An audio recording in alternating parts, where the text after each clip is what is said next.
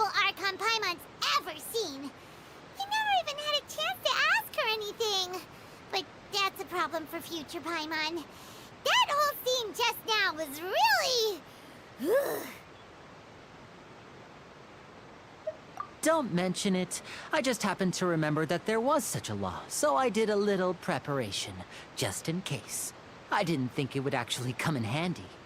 So, now do you see what kind of god Lady Furina is?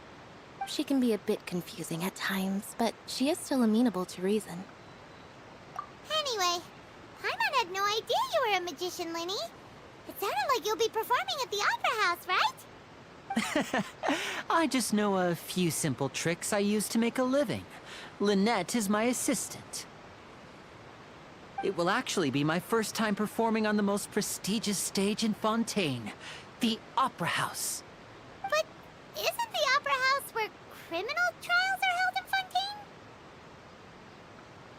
When there are no public trials being held, the Opera House hosts a variety of other performances.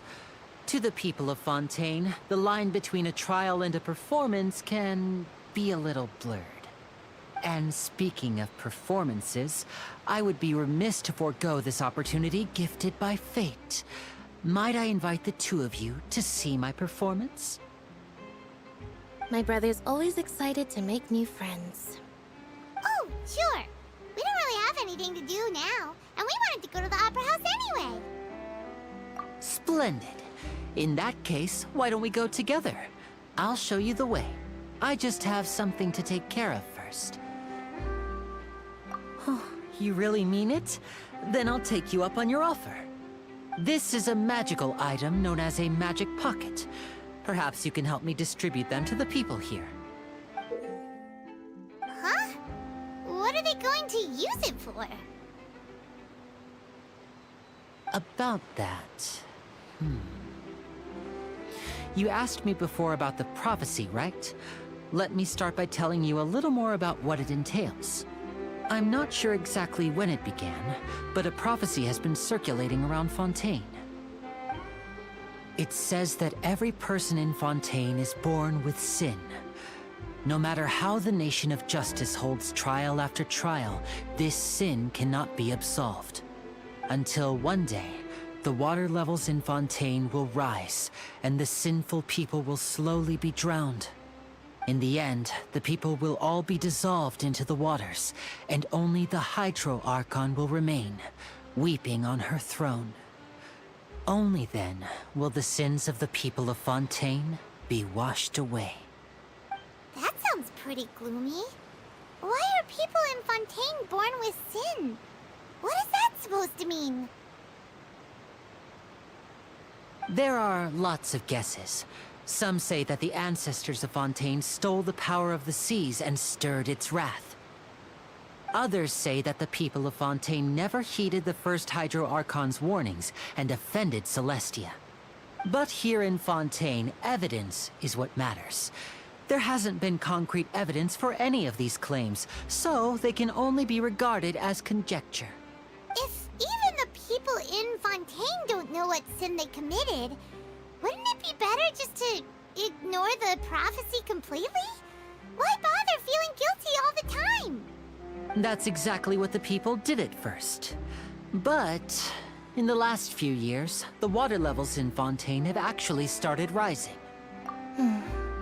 Many places have already been completely submerged, and now lie beneath the sea. Many people carry on with their lives as before and shrug it off as a natural phenomenon. But my family and I think that the people of Fontaine shouldn't ignore the possibility, which would end up sentencing them to death. We hope that at least the people who reside near the waterfront can move away before it's too late. So, we've started distributing magic pockets to them. As a magical item, these magic pockets have astonishing capacity. I'm sure they will come in handy when people are moving their belongings. Oh, Paimon gets it! Perhaps only absolute power could ever contend with such a catastrophe. But who knows? We're just tiny specks in the grand scheme of things. Now, if you'd like to help, then please give these magic pockets to anyone nearby. Be sure to convince them to take it, regardless of what they say.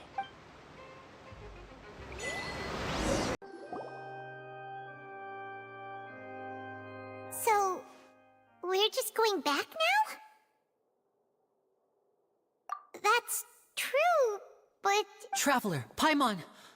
Please wait. Lyney... I know you may not want to speak to me right now. Maybe you don't even want to look at me, but still.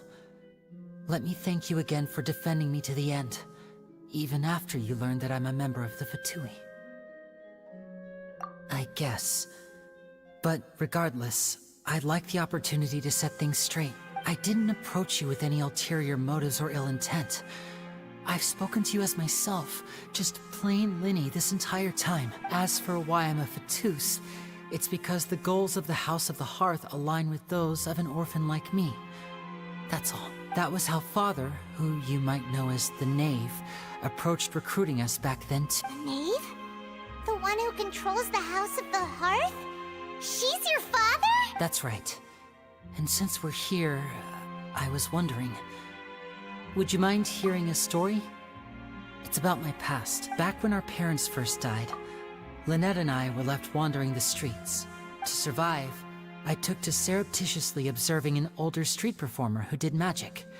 It took me several days to figure out how he pulled off his amazing tricks. I took my sister through several streets until we found a crowded corner, and we began to perform magic tricks there. To my surprise, we proved to be pretty popular, and we could at least stop worrying about where our next meal would come from for a time.